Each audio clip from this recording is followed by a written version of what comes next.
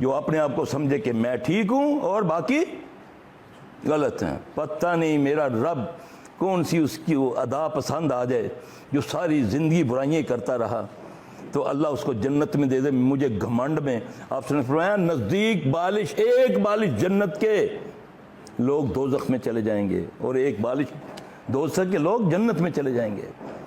اپنے آپ کو قو انفسکم واہلکم نارا، تنقید کرنی ہے تو دلیل سے کرو، تمہارے پاس دلیل ہے تو مجھے دو، ورنہ خاموش رہو۔ دعوے کے پیچھے دلیل ہوتی ہے۔ اللہ تعالی ہمیں سمجھ عطا فرمائے۔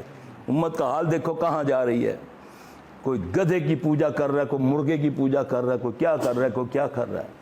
تم ابھی بحثوں میں مناظروں میں لگے ہوئے ہو کہ یہ صحیح ہے کہ غلط ہے، یہ صحیح ہے یا غلط ہے۔ جا کر تحقیق تو کرو نا۔ میں نے کہا ہے نا، مجھے ایک نے سوال کیا جی کیا جن بیمار کر سکتے ہیں؟ یہ میں اس کو جواب دے رہا ہوں کہ جن بیمار کر سکتے ہیں، یہ نبی سے ثابت ہے صلی اللہ علیہ وسلم، یہ مس کرتا ہے۔ رسول اللہ صلی اللہ علیہ وسلم نے دعا فرمائی، وہ جننی تھی نا، وہ عزا جننی سی نا جس کو اس نے قتل کیا خالد بن ولید نے، جس کا ذکر قرآن میں ہے، لات منات عزا، یہ سب موجود ہے نا حدیثوں میں۔ یہ بتاؤ نا، سمجھ کے بتاؤ نا لوگوں کو۔ پھر لوگوں کو یہ جو لوگ روئیں لیے پھرتے ہیں، یہ تو وہ جن ہوتے ہیں جن کو ہم نے روئیں بنائی ہوئی ہیں کہ جی ہم تیجا مناتے ہیں تو روئیں آ جاتی ہیں، تو 40واں برسی مناتے ہیں تو روئیں آ جاتی ہیں۔ ان کو بتاؤ نا یہ روئیں نہیں ہیں، یہ ہمزات ہیں انسانوں کے، وہ ہوتے ہیں، کیونکہ وہ کسی کا ہمزات مرتا ہے کسی کا نہیں مرتا، ہزاروں سال ان کی عمریں ہیں۔ یا یہ بھی انکار کر دو، ہر انسان کے ساتھ ایک جن پیدا کیا نہیں اللہ نے۔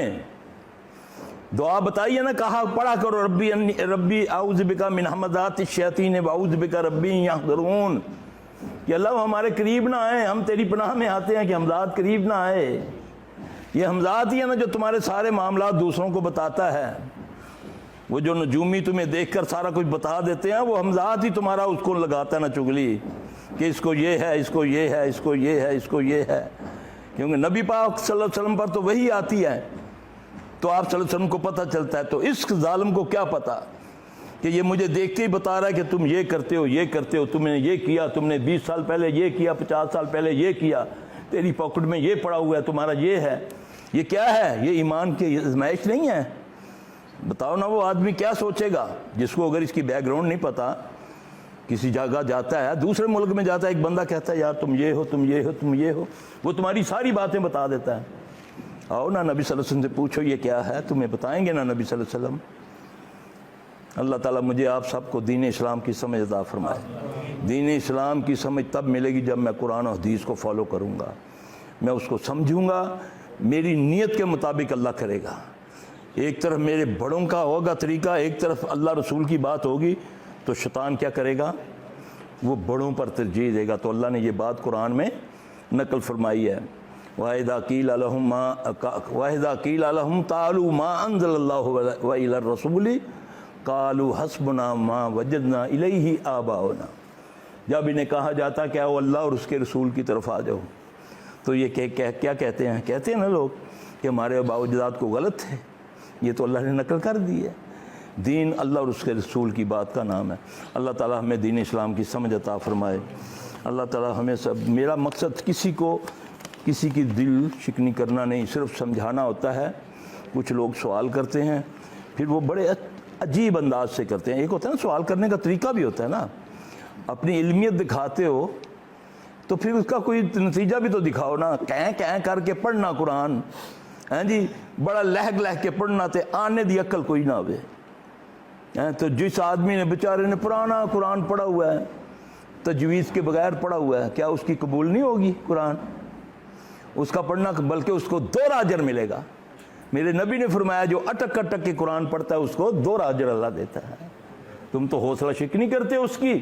ایک بندہ قرآن پڑھنے لگتا ہے، نہیں تسی جی تے مد کر گئے، چھد کر گئے ہو، ٹھیک ہے، اس کو سیکھنا ضروری ہے۔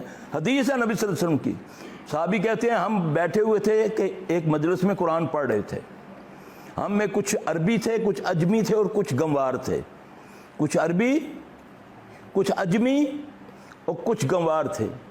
جیسے ہی آپ صلی اللہ علیہ وسلم تشریف فرما ہوئے تو ہم نے قرآن پڑھنا بند کر دیا. آپ نے فرمایا پڑھو پڑھو تم سب ٹھیک پڑھ رہے ہو. غور کرنا، میں غور کرنے لگا ہوں. آپ کو ایک بات بتانے، ہم میں کچھ عربی تھے، عربی تو ظاہر تجوید کے ساتھ پڑھے گا کہ اس کی زبان میں اترا ہے. کچھ عجمی تھے، اب عجمیوں میں بعض رے، اب فرینچ میں رے نہیں بولا جاتا، ٹھیک ہے، ترکی میں کچھ ایسے الفاظ نہیں بولے جاتے. مختلف ممالک میں تو کیا وہ قرآن جب پڑھیں گے وہ ادا ہی نہیں کر سکتے وہ لفظ، تو ان کا غلط ہوگا. فرمایا کچھ عربی تھے، کچھ عجمی تھے، اور کچھ میرے جیسے ان پڑھ تھے، گنوار تھے، کہ جو نہیں پتہ کہاں رکنا کہاں چلنا ہے.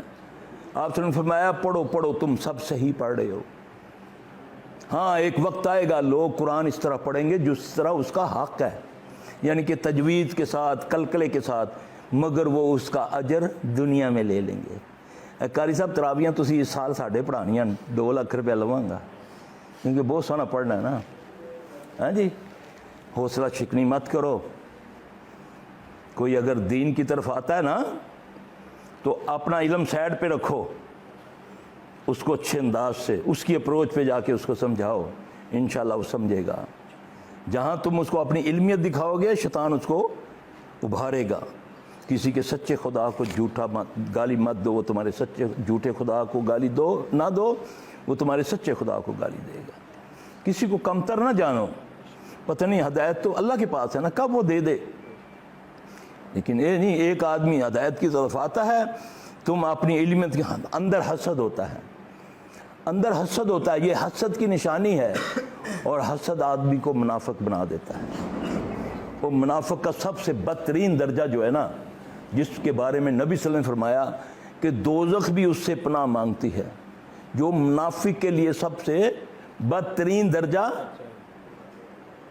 دوزخ کا، اس کا نام بتایا، اس کا نام ہے جبل حزن. تو اس سے دوزخ بھی پناہ مانگتی ہے، 70 بار دوزخ پناہ مانگتی ہے. وہ منافق کے لیے ہے. جب حسد آتا ہے تو پھر انسان کے اندر نفاق آتا ہے. تو اللہ سے دعا مانگا کرے، اللہم طاہر قلبی من النفاق وعملی من الریا واللسانی من الکذب وعیونی من الخیانہ فإنک تعلم خائنات الأعین وما تخفی الصدور. اے اللہ ہمارے دلوں کو نفاق سے پاک کر دے. اے اللہ ہماری زبانوں کو جھوٹ سے پاک کر دے. اے اللہ ہمارے عمل کو ریا سے پاک کر دے. اے اللہ ہماری آنکھوں کو خیانت سے پاک کر دے، کیونکہ تو ہماری آنکھوں کی خیانت کو بھی جانتا ہے. ربنا تقبل منا انک انت السمیع العلیم وتب علینا انک انت التواب الرحیم. سبحان ربک رب العزت عما یصفون وسلام علی المرسلین والحمد للہ رب العالمین.